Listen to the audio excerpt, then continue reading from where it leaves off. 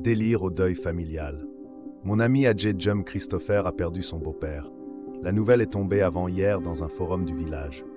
Vite, je me suis rendu chez mon partenaire et ami d'enfance pour le consoler. J'ai trouvé Adjedjum Christopher dans un coin de son salon, debout et pâle, étrangement pâle, les yeux fixes comme un fantôme. Sa femme, entourée de ses voisines, se tordait au sol comme une vipère blessée et criait comme une sirène d'usine.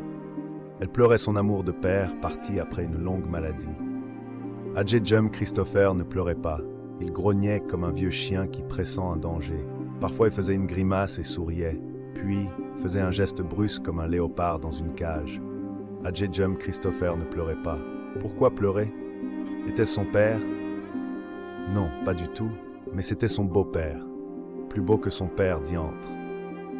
Plus difficile à mettre en terre que son propre père. Ses beaux-frères, maris de ses sœurs, avaient largement contribué à enterrer son père. C'était à son tour d'enterrer le père de sa femme, lui le seul beau-frère pour l'instant. C'est la coutume en pays Bakossi. La femme de mon ami pleurait. Christopher faisait mieux que pleurer. Il délirait silencieusement comme un névrosé. Adjedjum voyait son compte en banque déjà en lambeaux, comme un manteau de mendiant.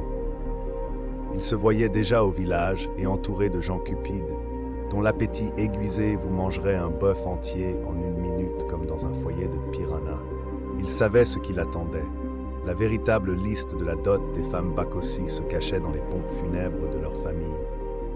Je consolais mon partenaire comme je pouvais. « Frère, sois fort, nous sommes de cœur avec toi. » Puis je buvais tranquillement mon verre que je m'étais servi, en le regardant tourner en rond comme une toupie. Dans 2 semaines, nous serons au village pour l'accompagner faire face à ses acquittations familiales. Abonne-toi, like et partage pour plus d'histoires.